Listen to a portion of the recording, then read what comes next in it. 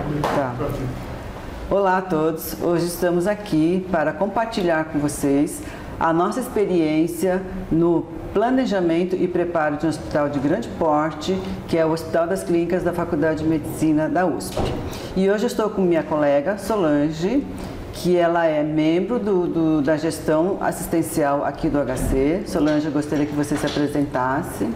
Olá, meu nome é Solange Regina Giglioli Fusco. Eu sou enfermeira da gestão assistencial da diretoria clínica do HC FMU USP. Presido também o Comitê de Integração da Assistência de Enfermagem do complexo e estou tendo a oportunidade de trabalhar como membro do Comitê de Crise Covid-19.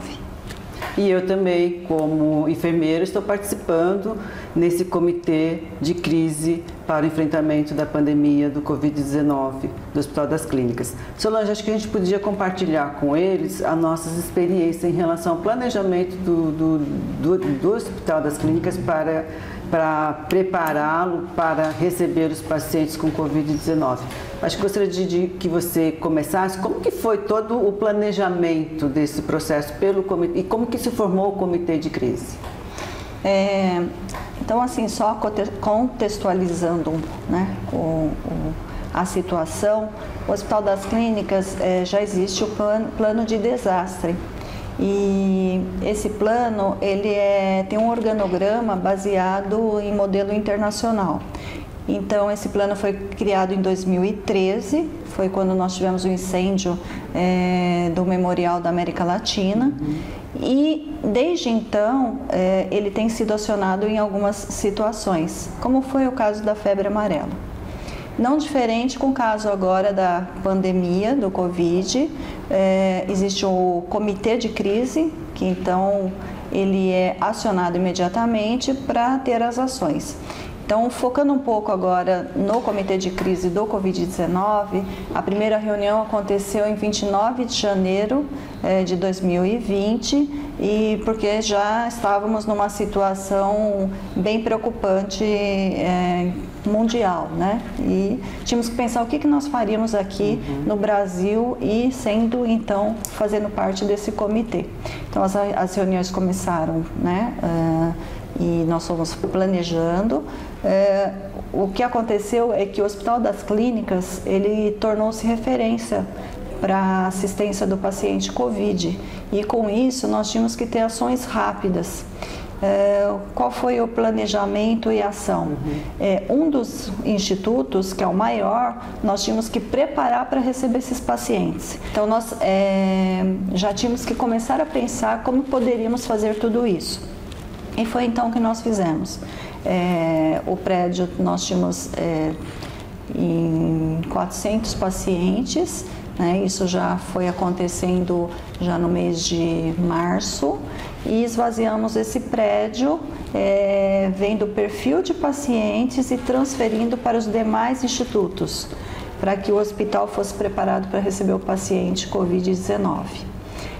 Com isso, nós tivemos que planejar fluxos, os processos e tudo mais, e foi o que nós fizemos, e então começamos a receber só os pacientes, somos referências para os pacientes mais críticos, pacientes que requerem uma assistência, né, mais complexa. E aí nós começamos todo esse preparo do Instituto, e desde então estamos aí com mais de 500 pacientes COVID, e em média 50% são pacientes de UTI.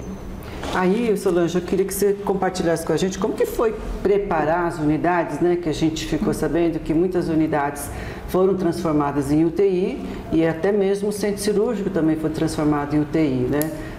Teve o envolvimento de vários outros profissionais. Eu gostaria que você citasse quem foram esses profissionais e como que foi feito toda essa reestruturação do Instituto Central para receber esses pacientes. Foi muito trabalho em equipe. Nós tivemos que pensar em cada detalhe para o preparo da unidade. Então, assim, citando um pouco de toda a situação, nós tivemos, então, participação de arquiteto, porque nós tínhamos que conhecer a planta da instituição, ventilação, tudo isso era muito importante. Nós tivemos participação de gestores, equipes de suprimento, equipes de farmácia, porque nós tínhamos que pensar no paciente COVID, então tem toda uma especialidade, né? Preparar todo o fluxo de pacientes, pensando que o paciente não receberia mais visita. Então, tudo isso, a comissão de infecção esteve conosco, pessoas especialistas em gestão de resíduos, quer dizer, totalmente uma mudança nos resíduos, também muito importante. Enfermeira, né? Então, nós duas aqui, né, Rose? Trabalhamos muito junto e fazer um checklist foi fundamental também. Fisioterapeutas, enfermagem, então o que nós fizemos? A cada dia a gente aprendia, né? Sim. A cada dia era uma novidade, a cada dia era um detalhe e trabalhar em equipe foi a melhor coisa. Então nós fizemos um checklist com tudo que era necessário para a abertura de uma unidade. Engenharia clínica, então a cada momento a gente lembrava de um profissional, porque nós passávamos na unidade e sentimos a necessidade de chamar mais pessoas, agregar pessoas para que não tivesse nenhum tipo de falha para quando o paciente chegava. E cada unidade era diferente. Sim. Então nós tivemos unidades que eram preparadas para enfermaria, que foram transformadas em UTI. O nosso centro cirúrgico, ele foi transformado em UTI. Então era unidades diferentes sendo preparada para um paciente de complexidades diferentes, ou de uma enfermaria ou de uma UTI. E foi isso que nós fizemos, nós fomos agregando as pessoas, montando grupos de trabalho, fazendo checklist para nada acontecer e quando o paciente chegasse, tivesse toda a assistência necessária.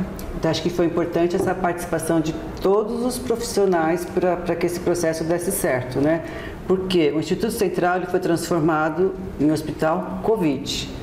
E para quem conhece aqui a região, então o Instituto Central ele tem do lado o prédio dos ambulatórios e tem uma estrutura no meio que a gente chama de espaço de interligação. Então os profissionais tiveram que também pensar nos fluxos, né, nos caminhos dos pacientes e no caminho dos profissionais de saúde para que não houvesse esse cruzamento de pacientes COVID com não COVID e, ao mesmo tempo, colaboradores COVID e não COVID.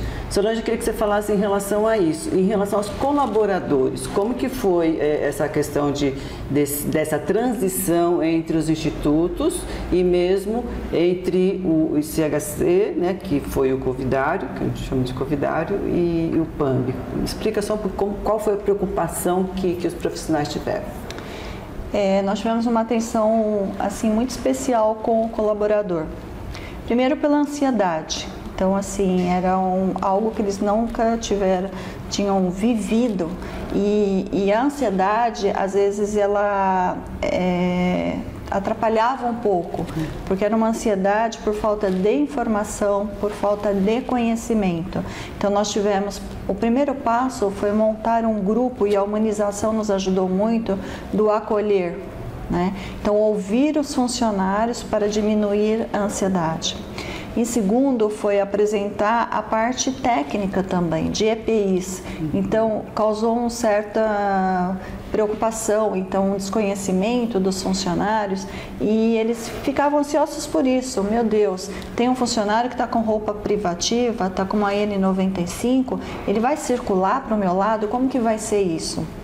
Então nós tivemos que fazer uma organização, como a Rose falou, de deixar o ambulatório para uma área não Covid, que é o prédio do ambulatório, tá? E o da internação para uma área Covid e montar fluxos. Então nós tivemos que ter muito assim, envolvimento com os funcionários e ouvir. Então a ansiedade, por exemplo, de estar num refeitório com um funcionário que está num prédio. Qual restaurante que posso comer? Qual refeitório eu posso esquentar a minha alimentação? Parte de administrativo, secretárias, com aquela ansiedade, meu Deus, a área assistencial está aqui.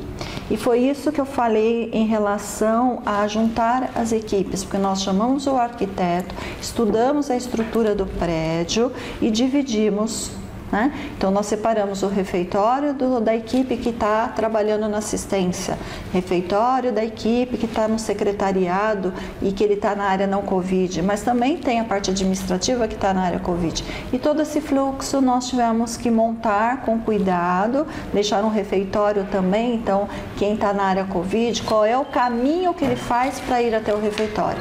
Então, tudo isso foi estudado e ainda tem sido com muitos detalhes. Isso, assim, focando a parte dos colaboradores e muito apoio da parte emocional. Então, além de ter esse cuidado de ouvir e ter a parte técnica explicando, CCH e todo o cuidado que tem que ter com EPIs e tudo mais, nós também chamamos grupos que nos ajudaram, por exemplo, o Instituto de Psiquiatria ajudando em algumas situações também de atendimento do funcionário. Então, foram várias ações em relação ao colaborador. Sim. E, Solange, só para a gente, eu acho que contemplamos todos os assuntos, esses trabalhos começaram em março e agora os pacientes estão tendo alta, né? Vocês fizeram algum trabalho específico para esse paciente que está saindo de alta, alguma ação de humanização? Em relação ao paciente, é bom deixar claro assim que a vivência que a gente está tendo, a experiência dos detalhes. E também não esquecer os que estão internados, né? Como que está sendo feita a comunicação com as famílias, né? Médico com a família. Então tivemos que criar vários meios de comunicação.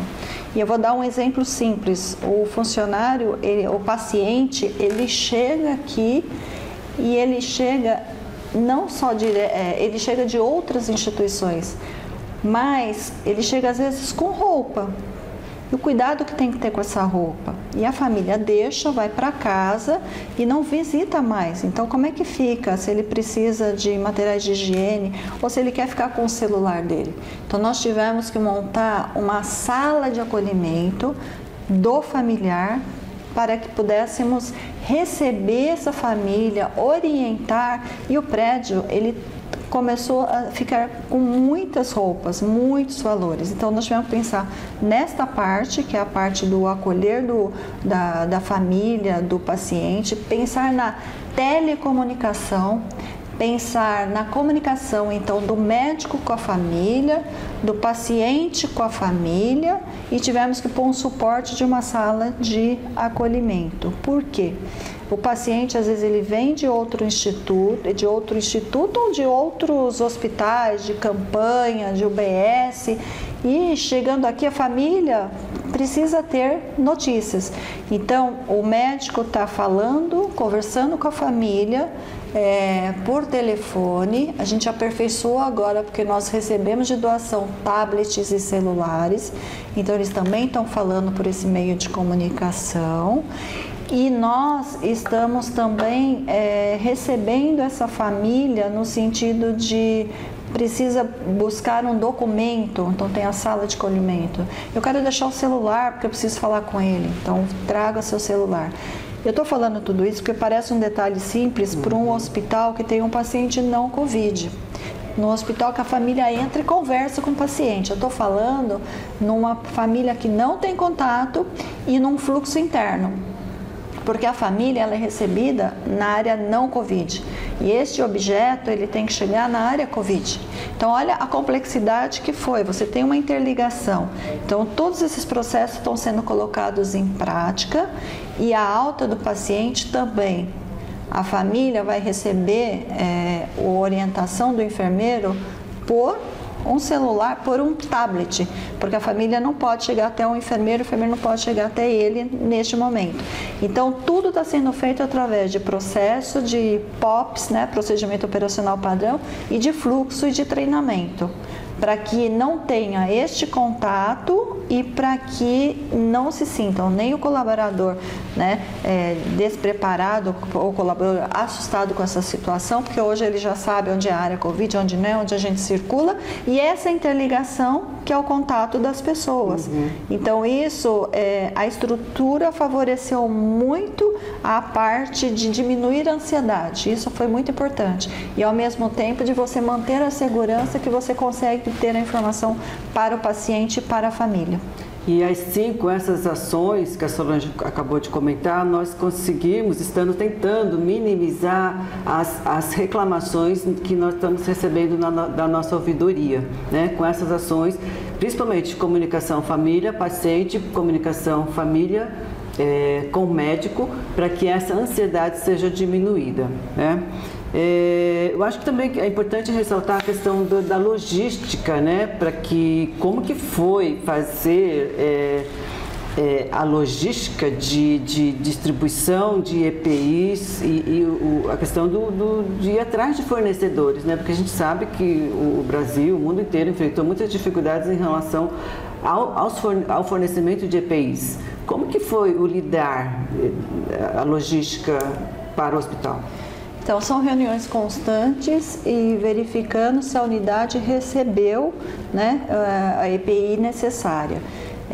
Como o Instituto ele tem aumentado o número de leitos, então o que é hoje não é amanhã, tem uma previsão, mas também depende da demanda que nós recebemos, né? A gente recebe aquela demanda diária de pacientes, de solicitação, tem os que são autorizados a internar, mas a gente tem que ver se é mais UTI, se é mais enfermaria, o que também isso ele difere na hora de fazer o levantamento da necessidade de EPIs.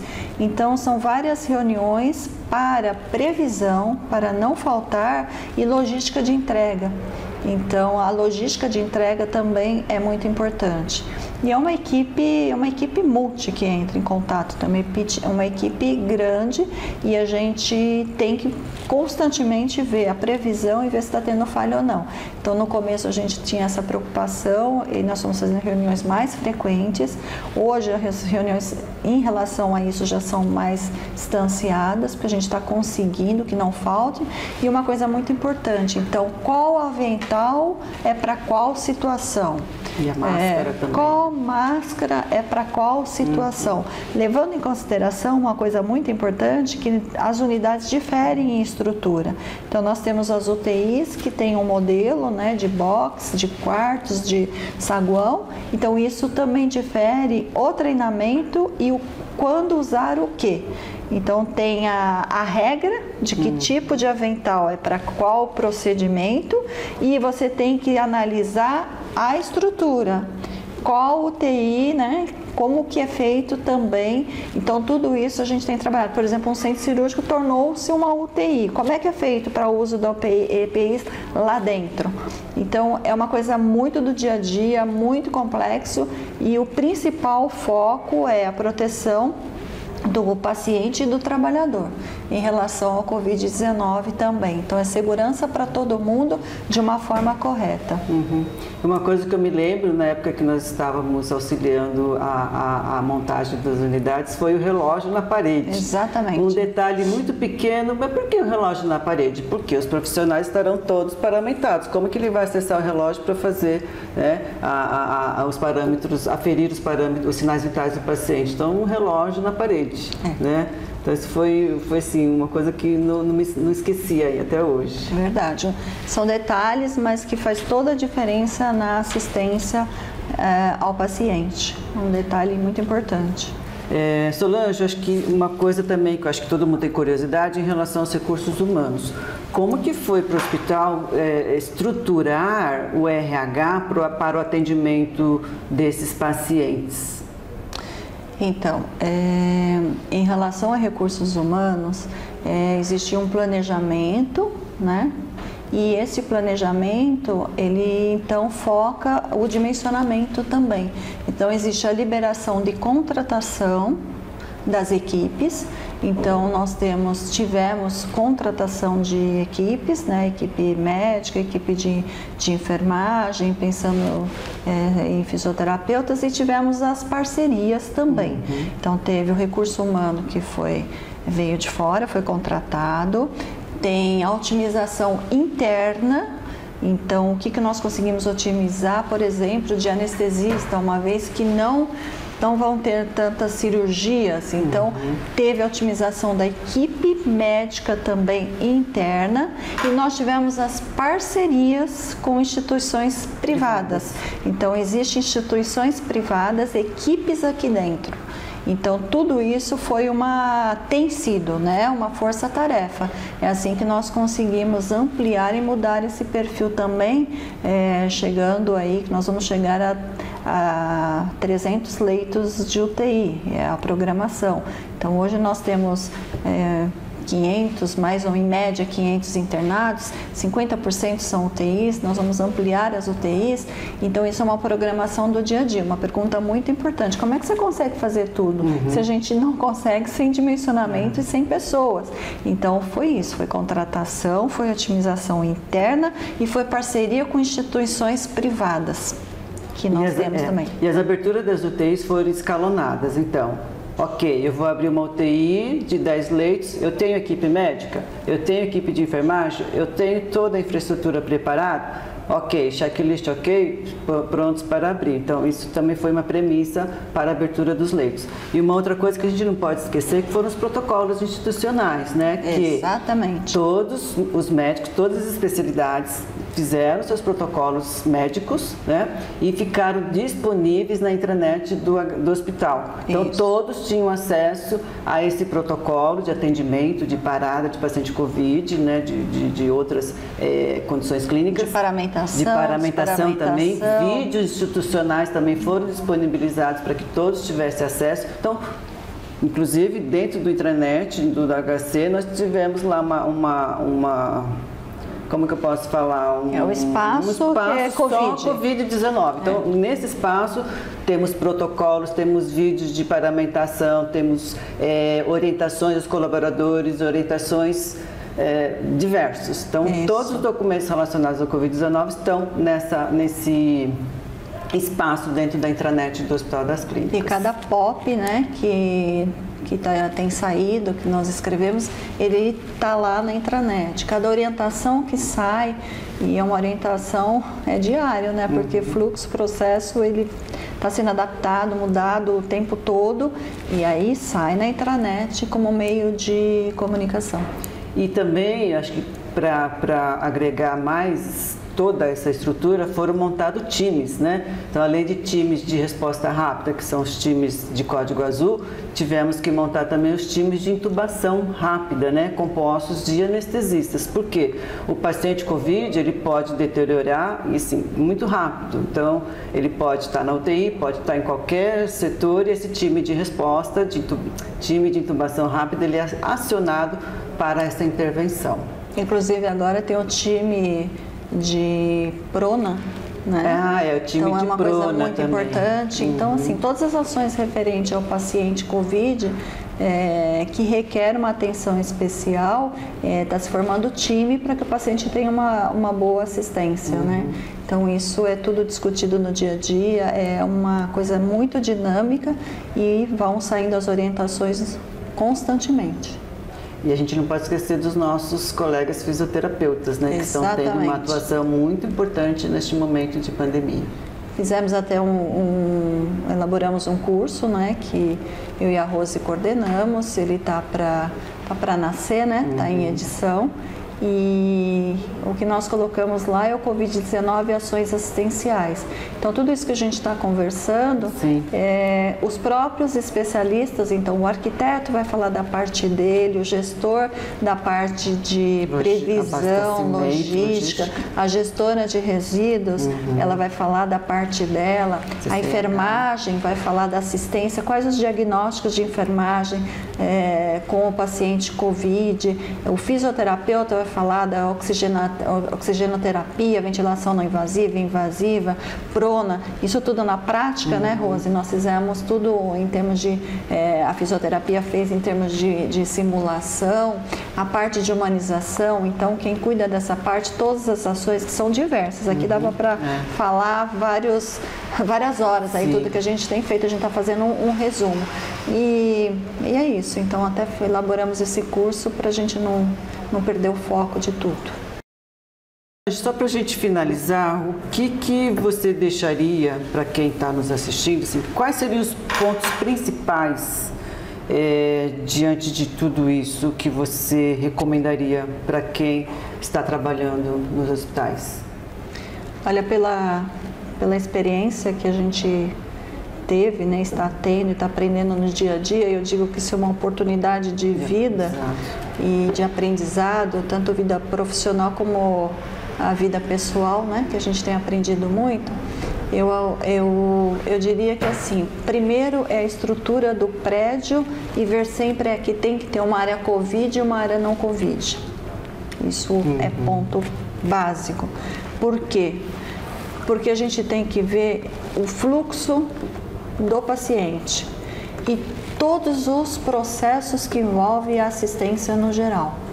E quando a gente fala na assistência no geral, a gente está falando, envolvendo muito, o que difere é ele estar longe da família. Então, nós temos que valorizar muito a parte do acolhimento do paciente, porque ele não vai ver a família, da família, porque está longe do paciente, e trabalhar com a estrutura do prédio, porque você tem que manter um elo de comunicação para acalmar. Então, assim, é muito análise diária do fluxo, do processo, do acolhimento do paciente e do acolhimento do funcionário, porque assim, trabalhar com o paciente Covid, ele é algo diferente para o profissional, e diferente nesse sentido. Então, a comunicação tem que ser uma comunicação, telecomunicação, uma coisa que também era um suporte para a gente, e hoje é essencial a telecomunicação.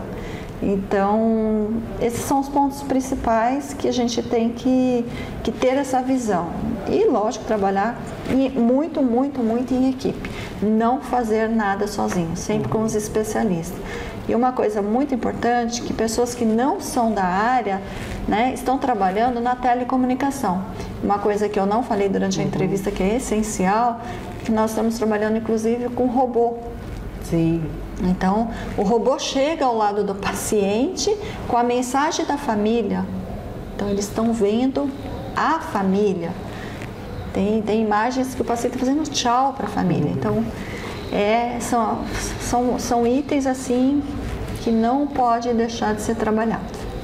E eu acho que só para mais um ponto que acho que poderíamos ressaltar, a questão da comunicação visual, a questão da sinalização. Isso. Né? Eu acho que a sinalização é importantíssimo para que o funcionário, o paciente não confunda as áreas, né? Que é Covid e que é não Covid. Então, isso a arquitetura trabalhou bastante a questão da comunicação visual, sinalização. Então, um item que também é muito importante para que seja efetiva os processos e os fluxos, tá bom? Solange, acho que para terminar eu gostaria que você colocasse para a gente qual o seu sentimento de ter participado, estar participando de tudo isso. É um sentimento de gratidão, é um sentimento assim de dizer, nossa, que bom que eu sou da área da saúde, sabe, Rosa? Eu acho que é um sentimento também que você tem estado sempre do meu lado, uma super parceira em todos os processos de aprendizado, de operação. Então, assim, é um sentimento de falar, nossa, que boa escolha que eu fiz na vida ser enfermeira, independente de ser enfermeira, ser da área da saúde, porque você a gente está tendo a oportunidade de estar nesse processo que eu nunca imaginei na minha vida, né? De estar num comitê de crise, de estar aprendendo, poder sugerir, e a experiência profissional, a experiência de vida é muito importante em tudo isso, né? E a gente está aí com um grupo jovem nos ajudando, nós somos um pouco mais maduras, vamos dizer assim, né? De profissão, experientes, assim. Mas nós temos muitos jovens começando, e eu posso dizer que a vontade é a mesma. A gente só tem estamos em diferentes fases da vida profissional.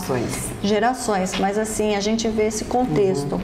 E eu saio da minha casa todo dia assim com muita satisfação, muita motivação, porque eu sei que eu estou ajudando, e ajudando de uma forma que você vê o resultado. Então, assim, hoje, por exemplo, nós vamos até filmar, saindo daqui, estamos preparando a alta do 1000º paciente. Então, vamos participar, saindo daqui, nós vamos preparar tudo isso e a família vai assistir a homenagem dentro da unidade por uma telecomunicação.